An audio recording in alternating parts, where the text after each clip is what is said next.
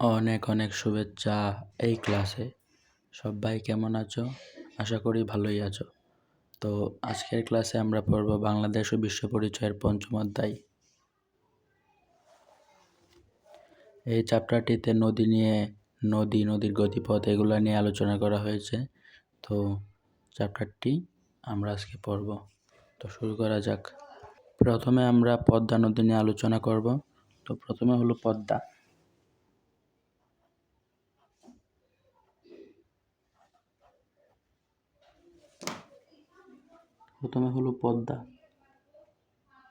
নদীর উৎপত্তি। পদ্মা নদীর উৎপত্তি।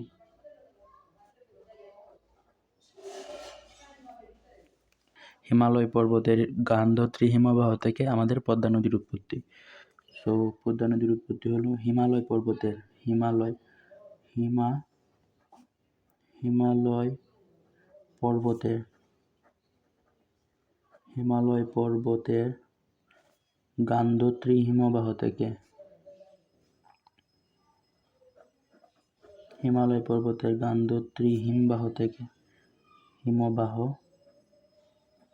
গান্ধারী হিমবাহ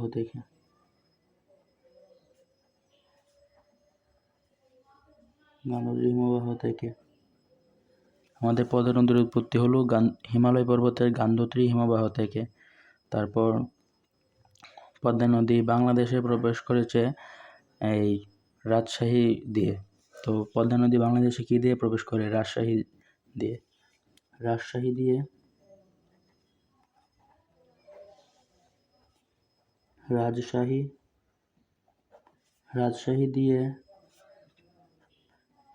রাজশাহী দিয়ে বাংলাদেশে প্রবেশ করে।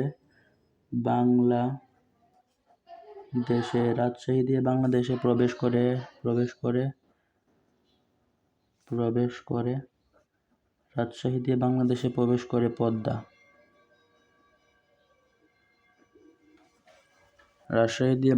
প্রবেশ করে পদ্মা। তারপর আমরা দেখব পদ্মা নদীর দৈর্ঘ্য।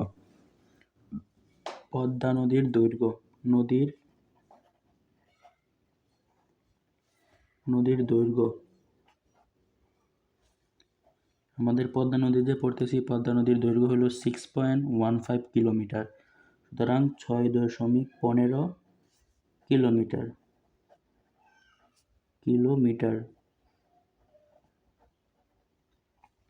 পদ্মা নদীর দৈর্ঘ্য 6.15 কিলোমিটার। তারপরে নদীর শাখাগুলি, নদীর শাখা নদী।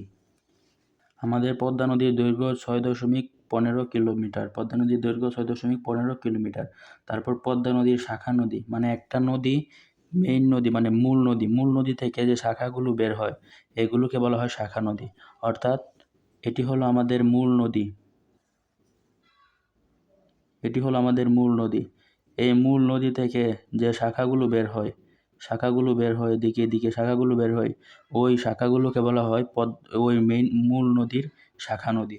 সুতরাং পদ্মা নদীর শাখা নদী হলো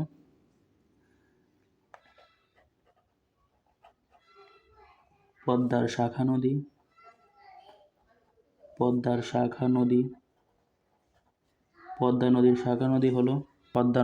নদী হলো কুমার, ভাগীরথী, মাথাভাঙ্গা ও ভৈরব। ভাগীরথী,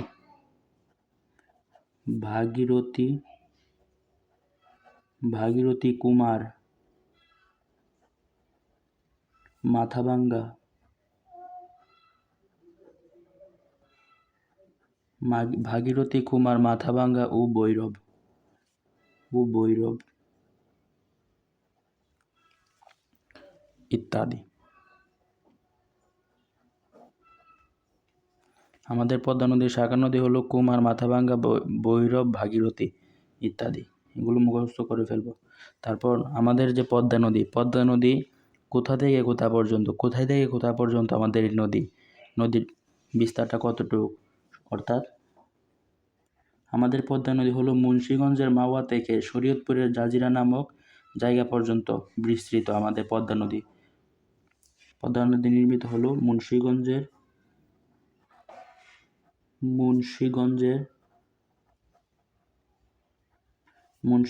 মাওয়া থেকে মাওয়া, মাওয়ার ইলিশ অনেক সুস্বাদু। মুন্সিগঞ্জের মাওয়া থেকে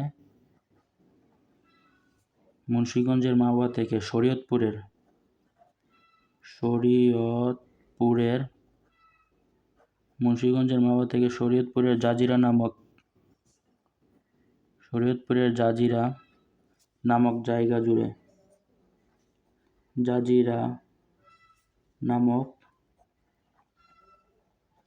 মুন্সিগঞ্জের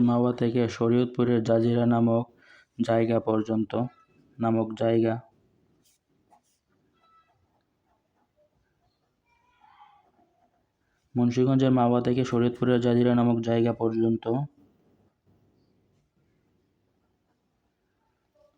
পর্যন্ত আমাদের পদ্মা সেতু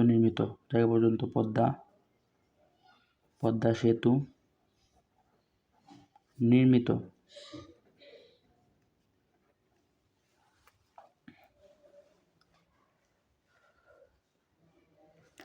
তারপর আমরা আরো কয়েকটা থিম দেখব। সুতরাং আমাদের পদ্মা নদী আর যমুনা নদী, পদ্মা নদী আর যমুনা নদী যে জায়গায় মিলিত হয় সেই জায়গাটির নাম হলো আমাদের গোয়ালন্দ।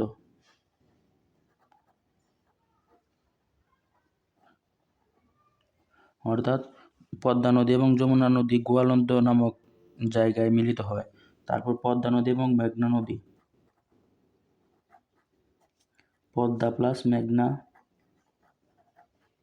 পদ্মা নদী এবং মেঘনা নদী মিলিত হয় চাঁদপুরে।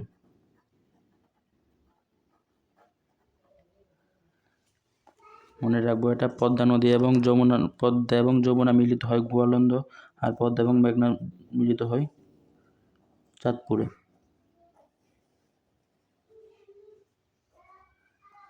তো আমরা পদ্মা নদীর মধ্যে কি পেলাম? পদ্মা নদীর উৎপত্তি হলো হিমালয় পর্বতের গান্ধারী হিমবাহ থেকে। এটি রাজশাহী দিয়ে বাংলাদেশে প্রবেশ করে। পদ্মা নদীর দৈর্ঘ্য হলো 6.15 কিলোমিটার। ইম্পর্টেন্ট এমসিকিউর জন্য, পদ্মা নদীর দৈর্ঘ্য 6.15 কিলোমিটার। পদ্মার শাখা নদী হলো ভাগীরথী, কুমার, মাথাভাঙ্গা ও ভৈরব। মুন্সিগঞ্জের মাওয়া থেকে শরীয়তপুরের জাজিরা নামক জায়গা জুড়ে আমাদের পদ্মা সেতু নির্মিত। তারপর আমরা দেখব আমাদের ব্রহ্মপুত্র নদী। ব্রহ্মপুত্র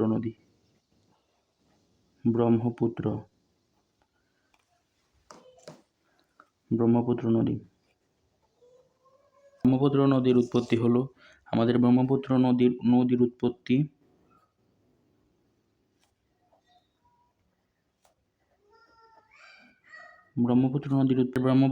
উৎপত্তি হলো তিব্বতের মানস সরোবর থেকে।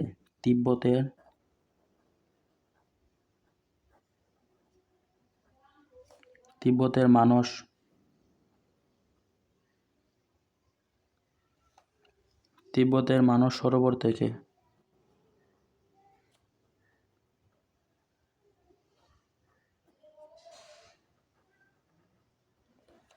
আমাদের ব্রহ্মপুত্র নদীর উৎপত্তি হলো তিব্বতের মানস সরোবর থেকে। এটি কুড়িগ্রাম দিয়ে বাংলাদেশে প্রবেশ করে। বা কোন দিক দিয়ে বাংলাদেশে প্রবেশ করে? কুড়িগ্রাম দিয়ে।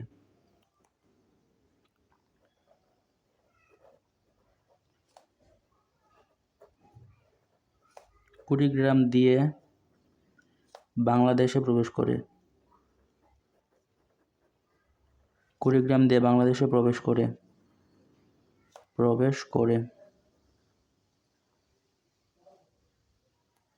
তারপরে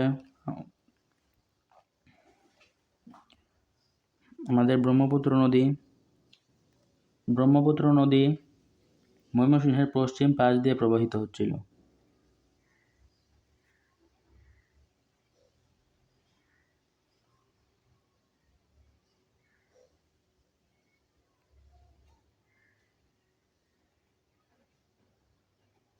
ব্রহ্মপুত্র নদী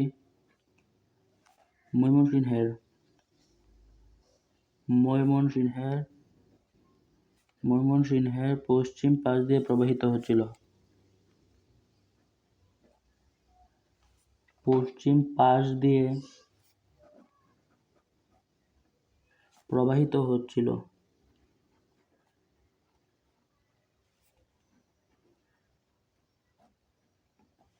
আমাদের ব্রহ্মপুত্র নদী ময়মনসিংহের পশ্চিম পাশ দিয়ে প্রবাহিত হচ্ছিল, কিন্তু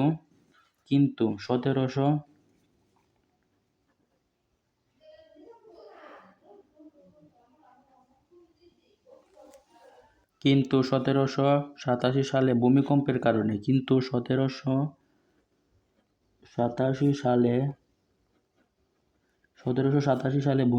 কারণে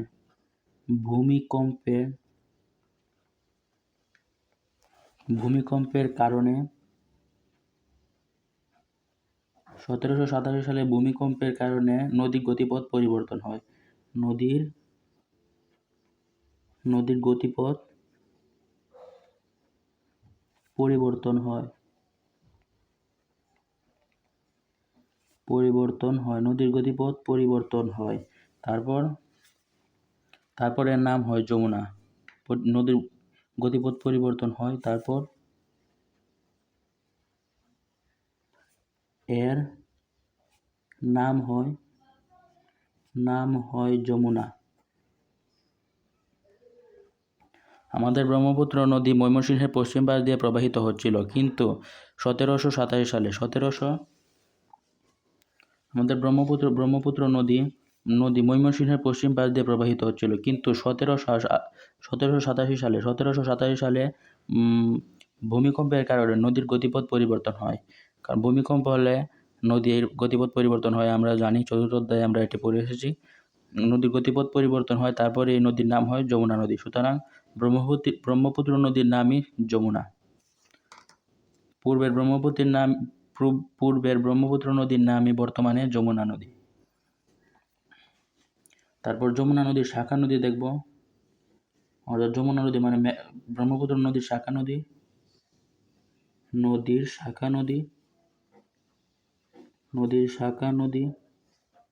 শাখা নদী মানে কি? শাখা নদী মানে মূল নদী থেকে যে নদীগুলো সৃষ্টি হয়, এগুলো হলো শাখা নদী। শাখা নদী হলো ধলেশ্বরী, ধরলা, তিস্তা।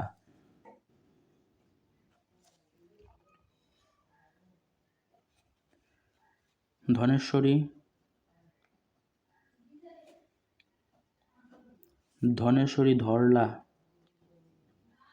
ধরলা এবং তিস্তা।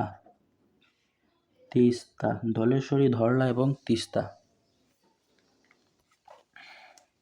তারপর আমরা পড়ব মেঘনা নদী।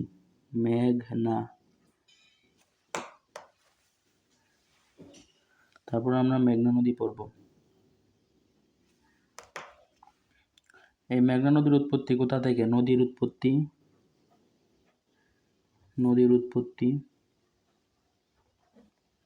আমাদের মেঘনা নদীর উৎপত্তি হলো বরাক নদী থেকে।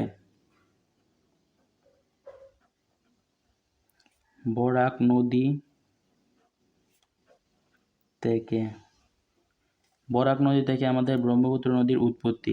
এটি কোন দিক দিয়ে বাংলাদেশে প্রবেশ করে? এটি সুনামগঞ্জ দিয়ে বাংলাদেশে প্রবেশ করে। সুতরাং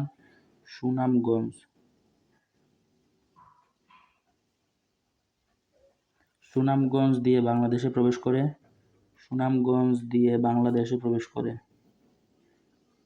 বাংলাদেশে প্রবেশ করে। সুনামগঞ্জ দিয়ে বাংলাদেশে প্রবেশ করে কোন নদী? মেঘনা নদী।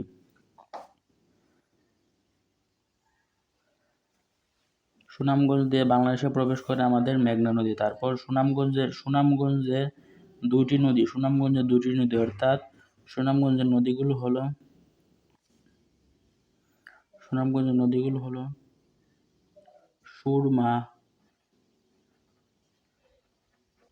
সুরমা ও কুশিয়ারা। সুরমা ও কুশিয়ারা দিয়ে প্রবেশ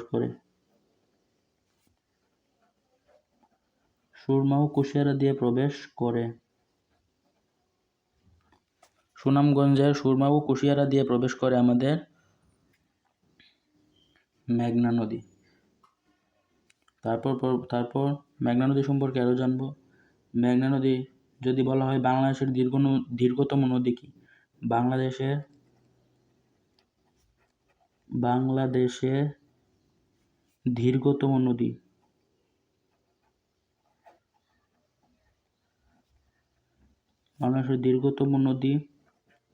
বাংলাদেশের দীর্ঘতম নদী হলো মেঘনা।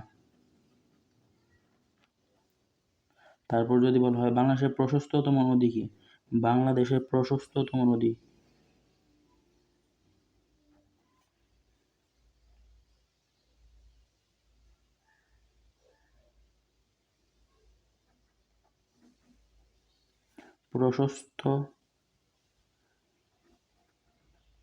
বাংলাদেশের প্রশস্ততম নদী হলো মেঘনা। তারপর বলা হয় যদি বাংলাদেশের গভীরতম নদী কি? বাংলাদেশের গভীরতম নদী কি? বাংলাদেশের গভীরতম নদী হলো মেঘনা। সুতরাং এগুলো এমসিকিউতে আসতে পারে। বাংলাদেশের দীর্ঘতম নদী মেঘনা, প্রশস্ততম নদী মেঘনা, গভীরতম নদী মেঘনা, সব মেঘনা।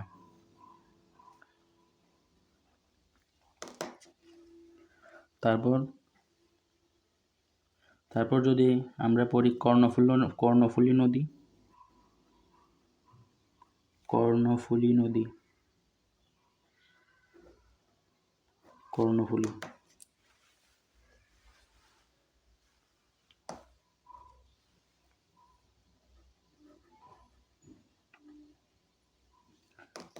নদী পড়লে আমরা পাবো কি? কর্ণফুলী নদীর উৎপত্তি হলো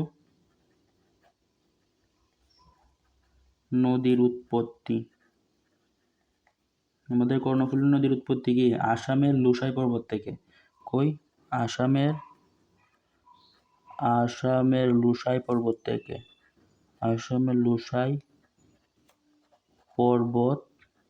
থেকে। আমাদের কর্ণফুলী নদীর উৎপত্তি হলো আসামের লুসাই পর্বত থেকে। কর্ণফুলী নদীকে কি বলা হয়? কর্ণফুলী নদীকে বলা হয় খরস্রোতা নদী। কেন বলা হয়? কারণ কর্ণফুলী নদী থেকে আমাদের পানি বিদ্যুৎ কেন্দ্র, তাই কর্ণফুলী নদীকে বলা হয় খরস্রোতা নদী। এটি হলো খরস্রোতা নদী।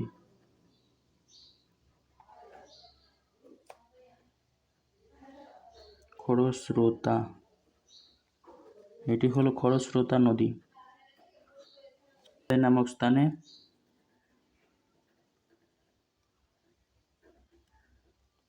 কাপ্তাই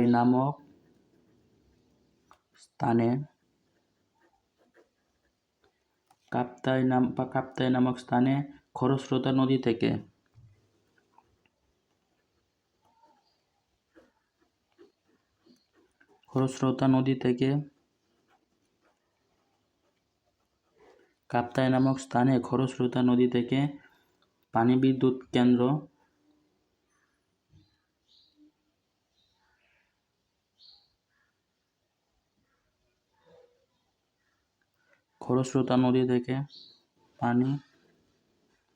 বিদ্যুৎ কেন্দ্র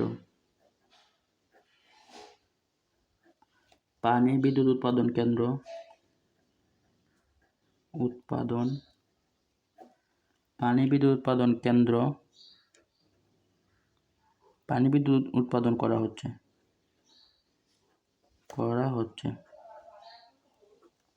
কর্ণফুলী নদীর দৈর্ঘ্য হলো 320 কিলোমিটার কর্ণফুলী নদীর দৈর্ঘ্য। তারপর আমরা পড়ব তিস্তা নদী। তিস্তা পড়ব। কি পড়ব?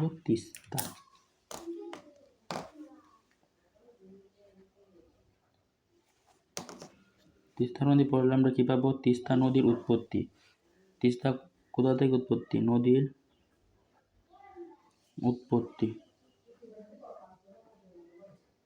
তিস্তা নদীর উৎপত্তি হলো সিকিমের পার্বত্য অঞ্চল থেকে। সিকিমের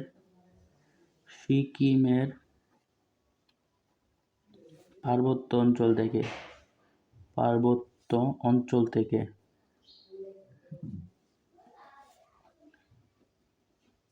তিস্তা নদীর উৎপত্তি হলো সিকিমের পার্বত্য অঞ্চল থেকে। তারপর এটি বাংলাদেশের কোন দিক দিয়ে প্রবেশ করেছে? নীলফামারী অঞ্চল দিয়ে।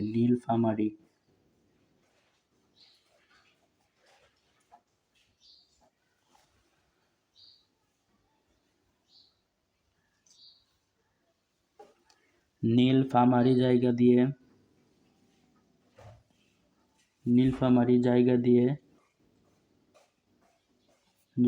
দিয়ে বাংলাদেশে প্রবেশ করে।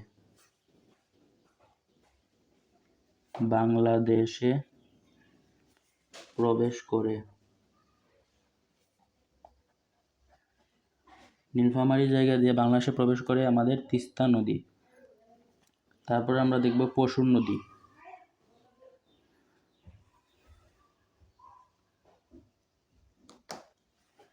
নদীর উৎপত্তি। তিস্তা নদীর উৎপত্তি হলো সিকিমের পার্বত্য অঞ্চল থেকে। নীলফামারী কোথা দিয়ে? নীলফামারী অঞ্চল দিয়ে। সিকিম থেকে উৎপত্তি লাভ করে এবং নীলফামারী জায়গা দিয়ে বাংলাদেশে প্রবেশ করে আমাদের তিস্তা নদী। তারপর আমরা দেখব পশুর নদী।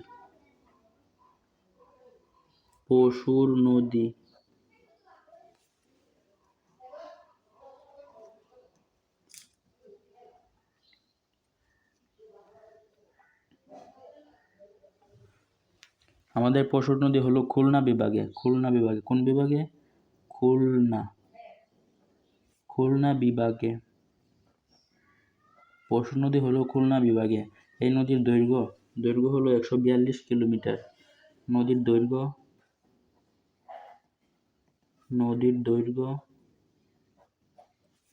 হলো 142 কিলোমিটার।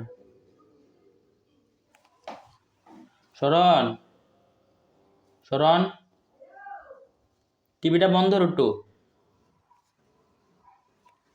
নদীর দৈর্ঘ্য হলো 142 কিলোমিটার এবং নদীর প্রস্থ হলো 2.5, সুতরাং 2.5 কিলোমিটার। পশুর নদীর দৈর্ঘ্য এবং প্রস্থ। দৈর্ঘ্য হলো 142 কিলোমিটার, প্রস্থ হলো 2.5 কিলোমিটার। তারপর এই পশুর নদী মংলা সমুদ্র বন্দরে। সুতরাং মংলা সমুদ্র বন্দরে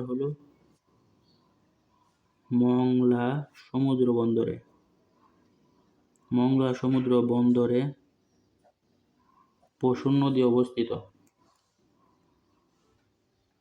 মংলা সমুদ্র বন্দরে হলো পশুর নদী।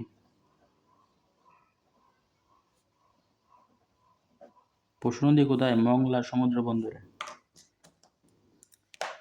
সুতরাং আমাদের পশুর নদী সম্পর্কে আমরা কি জেনেছি? এটি হলো খুলনা বিভাগে। পশুর নদী হলো খুলনা বিভাগে। নদীর দৈর্ঘ্য 142 কিলোমিটার, প্রস্থ 2.5 কিলোমিটার। তারপর এটি হলো মংলা সমুদ্র বন্দরে আমাদের পশুর নদী অবস্থিত। তারপর আমরা পড়ব সাঙ্গু নদী।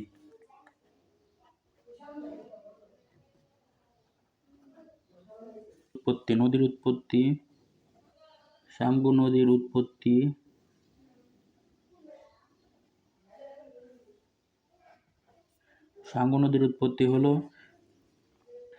উত্তর আরাকান থেকে। সাঙ্গু নদীর উৎপত্তি হলো উত্তর আরাকান থেকে।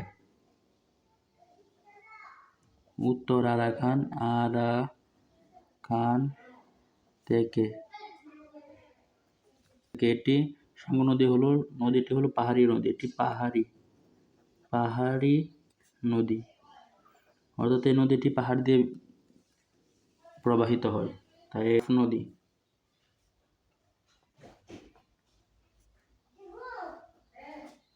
এখন আমরা পড়ব নাফ নদী। নাফ নদীর দৈর্ঘ্য হলো 56 কিলোমিটার। দৈর্ঘ্য হলো 56 কিলোমিটার। এগুলো এমসিকিউতে আসতে পারে, তাই ভালোভাবে পড়া উচিত। এটি রোহিঙ্গারা, আমাদের বাংলাদেশে যখন রোহিঙ্গারা আসে তখন এই নাফ নদী দিয়ে বাংলাদেশে রোহিঙ্গারা প্রবেশ করে। সুতরাং নাফ নদী দিয়ে বাংলাদেশে প্রবেশ করে। রোহিঙ্গা নাফ নদী দিয়ে বাংলাদেশে প্রবেশ করে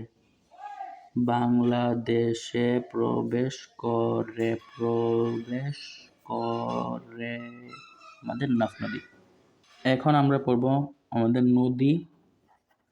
নদী ও জনবসতির নদী ও জনবসতির পারস্পরিক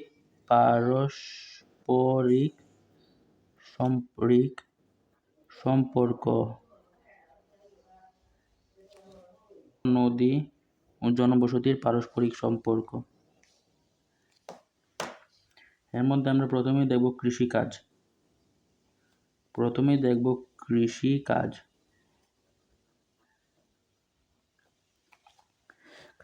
কৃষিকাজের জন্য নদী অত্যন্ত গুরুত্বপূর্ণ, কারণ কৃষিকাজে বিভিন্ন ধরনের ফসল ফলানো হয়। ফসলের জন্য পানি দরকার, আর পানি আসবে নদী থেকে। তাই কৃষিকাজের উন্নতি সাধনের জন্য নদী অত্যন্ত গুরুত্বপূর্ণ ভূমিকা পালন করে। তাই নদী ও জনবসতির পারস্পরিক সম্পর্কের মধ্যে কৃষিকাজ অন্যতম। তারপর দ্বিতীয়ত যদি দেখি তাহলে হলো মৎস্য শিকার।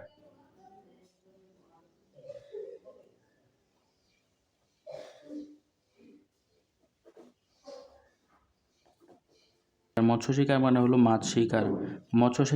মৎস্য শিকার করার জন্য পানির গুরুত্ব অপরিসীম। তাই নদী ও জনবসতি সম্পর্কের মধ্যে মৎস্য শিকার অত্যন্ত গুরুত্বপূর্ণ। কারণ নদী না থাকলে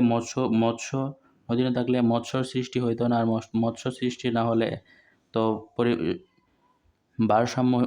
পরিবেশ ভারসাম্যহীন হয়ে যেত। তাই মৎস্য শিকারও গুরুত্বপূর্ণ। তারপর তৃতীয়ত হলো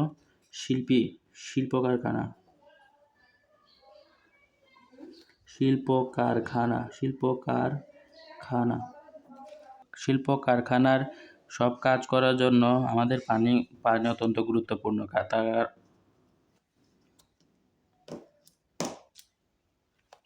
তারপর হলো শিল্প কারখানা। শিল্প কারখানার বিভিন্ন ধরনের কাজের জন্য আমাদের পানির প্রয়োজন, কারণ পানি না থাকলে কারখানার বিভিন্ন ধরনের কাজে বিভিন্ন ধরনের বাধাপ্রাপ্ত হতে পারে। তাই পানি অনেক দরকার। তারপর হলো সেচ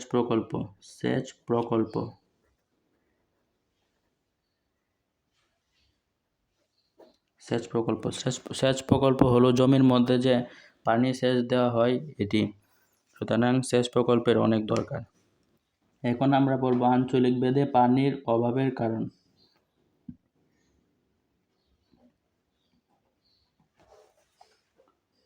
আঞ্চলিক ভেদে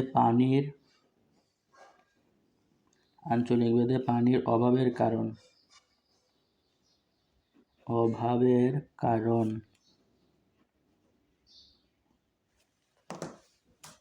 আমরা যদি আঞ্চলিক ভেদে পানির অভাবের কারণ যদি বর্ণনা করি তাহলে হলো প্রথমে দেখব পলির প্রভাব।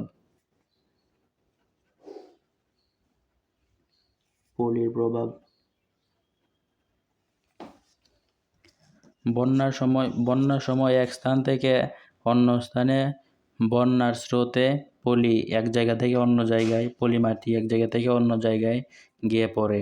আর পলি জমা হওয়ার কারণে পানি নষ্ট হয়ে যায় এবং এমনকি পানি শুকিয়েও যায়। তাই পানির অভাব হয় পলির প্রভাবের কারণে। তারপর হলো বাঁধ নির্মাণ।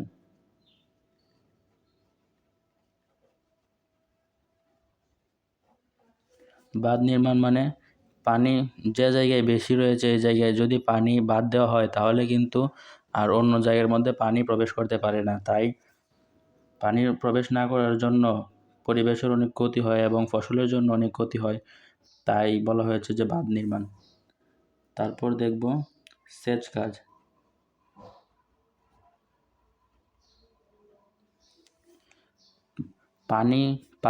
অতিরিক্ত পানি যদি কোনো জায়গায় অতিরিক্ত পানি জমা থাকে এবং সেচ দিয়ে এক জায়গা থেকে অন্য জায়গায় সরিয়ে দেওয়া হয় তাহলেও পানির অভাব ঘটতে পারে। সুতরাং সেচ প্রকল্প। তারপর নদী শুকিয়ে যায়।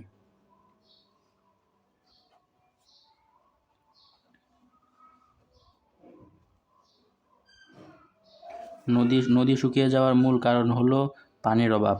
সুতরাং পানির যদি অভাব হয় তাহলে নদী শুকিয়ে যাবে। তারপর নদীর তীরে বাড়িঘর নির্মাণ।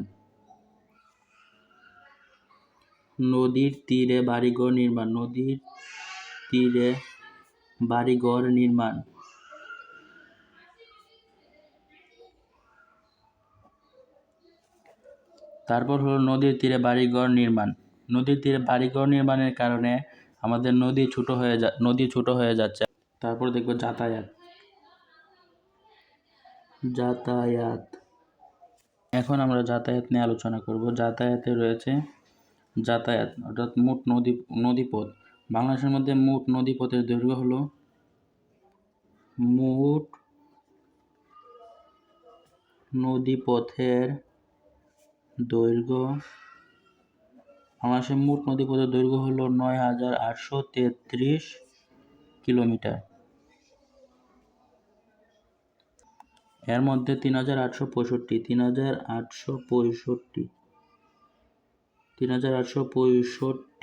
কিলোমিটার জায়গা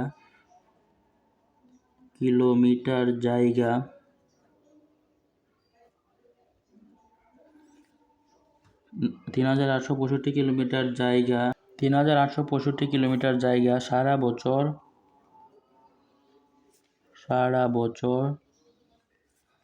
নৌ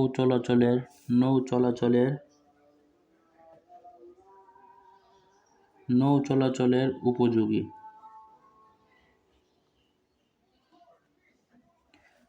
৩,৮৬৫ কিলোমিটার জায়গা প্রতি বছর সারা বছর নৌ চলাচলের উপযোগী থাকে। তারপর আমরা দেখব বিআইডব্লিউটিএ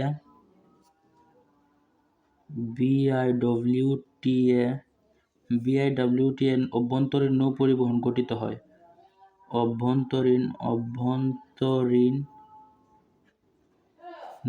বিআইডব্লিউটিএ অভ্যন্তরীণ নৌ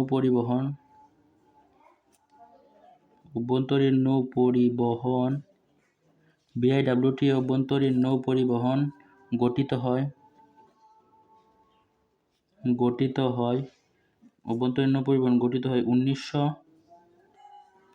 1958 সালে। তারপর আমরা যদি পড়ি জলবিদ্যুৎ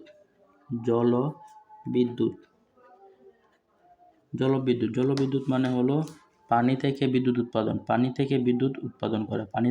উৎপাদন করা। কোন জায়গায়? বাংলাদেশের জলবিদ্যুৎ কেন্দ্র হলো কাপ্তাই। বাংলাদেশের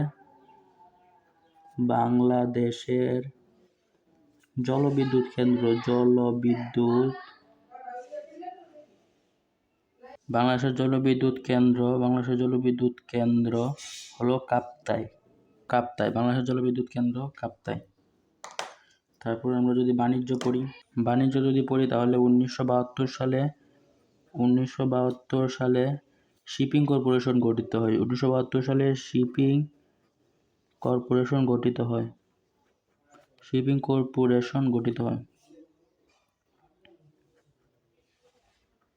শিপিং কর্পোরেশন গঠিত হয় 1972 সালে শিপিং কর্পোরেশন গঠিত হয়, যার মাধ্যমে নৌপথে বাণিজ্য পরিচালনা করা হয়। এর মাধ্যমে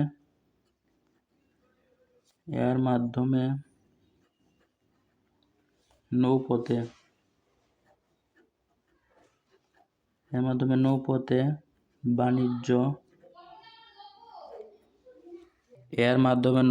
বাণিজ্য পরিচালনা করা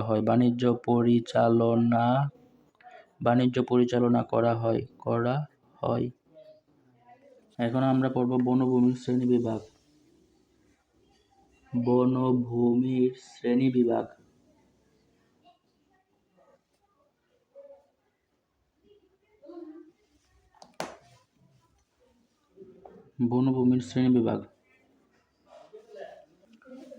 শ্রেণীবিভাগের মধ্যে প্রথম 1 নম্বর হলো বনভূমির শ্রেণীবিভাগ হলো ক্রান্তীয় চিরহরিৎ।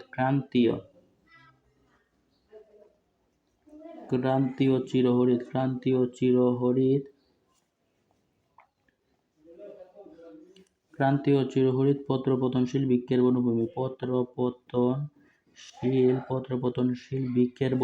পত্রপতনশীল বৃক্ষের বনভূমি।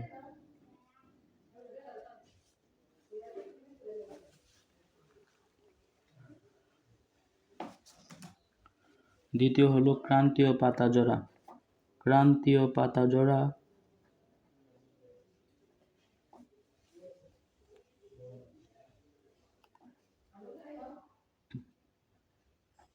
ক্রান্তীয় পাতাঝরা ও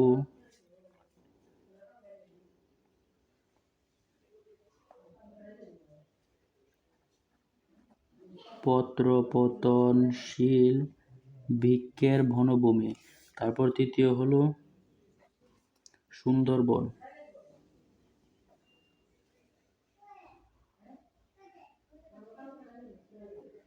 তারপর হলো সুন্দরবন।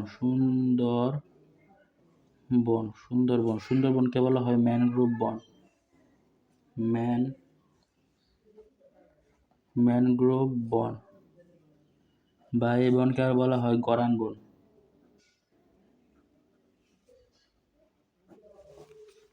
এখন আমরা পড়ব 1 নং, অর্থাৎ ক্রান্তীয় চিরহরিত ও পত্রপতনশীল বৃক্ষের বনভূমি। পড়ব ক্রান্তীয় চিরহরিত ও পত্রপতনশীল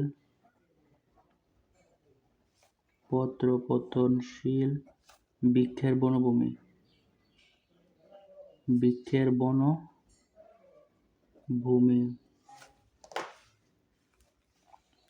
আমরা পড়ব ক্রান্তীয় চিরহরিত ও পত্রপতনশীল বৃক্ষের বনভূমি।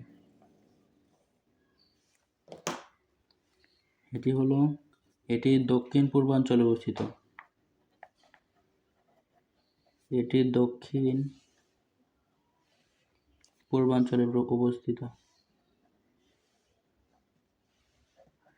দক্ষিণ পূর্বাঞ্চলে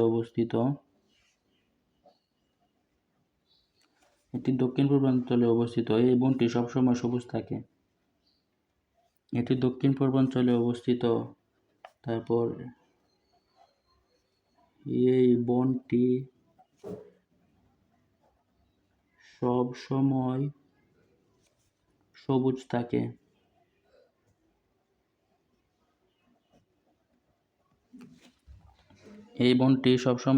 থাকে। এখানে মেহগনি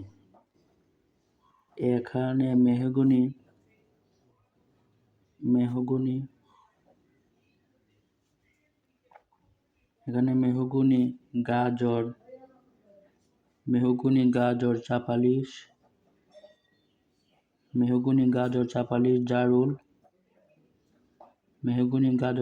জারুল উদ্ভিদ জন্মে।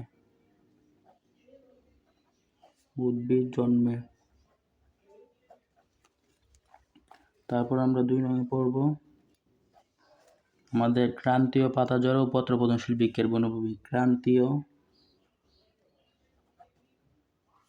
পাতাঝরা ও পত্রপতনশীল বৃক্ষের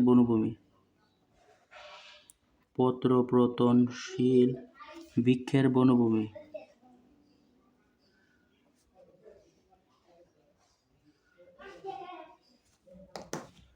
এখন আমরা পড়ব ক্রান্তীয় পাতাঝরা ও পত্রপতনশীল বৃক্ষের বনভূমি পড়ব। এটি উত্তরাঞ্চলের মাঝামাঝিতে অবস্থিত।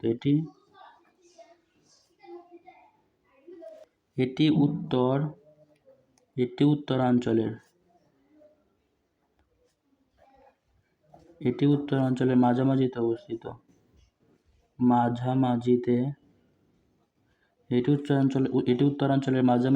অবস্থিত। এই বনটি উত্তরাঞ্চলের মাঝামাঝিতে অবস্থিত।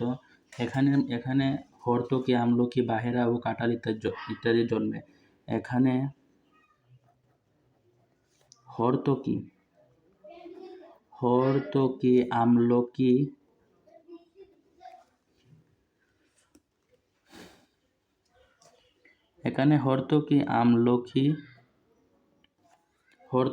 আমলকি, বহেরা, তারপর কাঁঠাল জন্মে। হর্তকি, আমলকি, বহেরা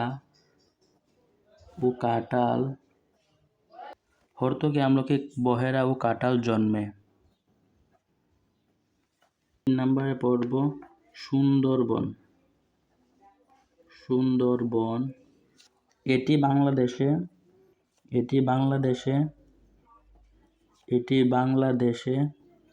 62% রয়েছে।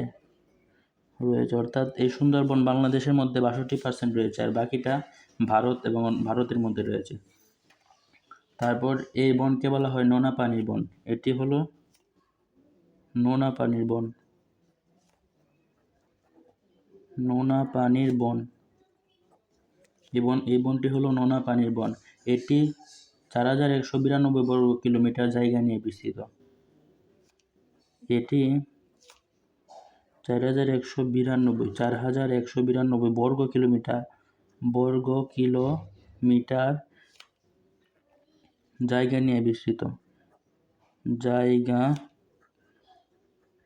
নিয়ে বিস্তৃত।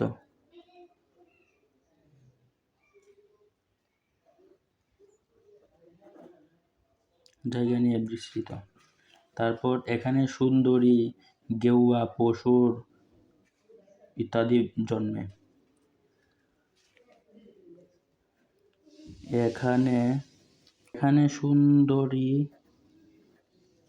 গেওয়া,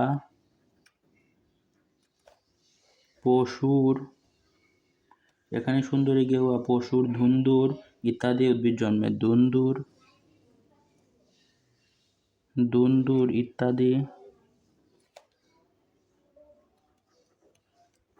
উদ্ভিদ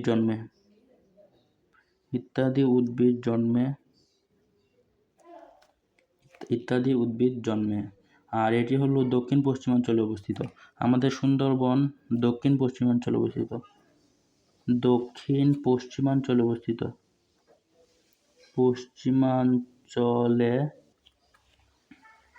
তো এখন যদি আমরা আবার রিভিশন দিই তাহলে বনভূমির শ্রেণীবিভাগে বাংলাদেশের বনভূমি হলো 3টি, অর্থাৎ ক্রান্তীয় চিরহরিৎ পত্রপতনশীল বৃক্ষের বনভূমি এবং ক্রান্তীয় পাতাঝরা ও পত্রপতনশীল বৃক্ষের বনভূমি এবং 3য় নাম্বার হলো সুন্দরবন। এই সুন্দরবনকে ম্যানগ্রোভ বন বা গরান বনও বলা হয়। এখানে চিরহরিৎ মানে বোঝানো হয়েছে চিরহরিৎ মানে চিরসবুজ, আর পাতাঝরা মানে পাতা ঝরে গেছে। এখন যদি ক্রান্তীয় চিরহরিৎ ও পত্রপতনশীল বৃক্ষের বনভূমি নিয়ে আলোচনা করি তাহলে এটি হলো দক্ষিণ পূর্বাঞ্চলে অবস্থিত। আমাদের ক্রান্তীয় চিরহরিৎ ও পত্রপতনশীল বৃক্ষের বনভূমি হলো দক্ষিণ পূর্বাঞ্চলে অবস্থিত। এই বনটি সবসময় সবুজ থাকে।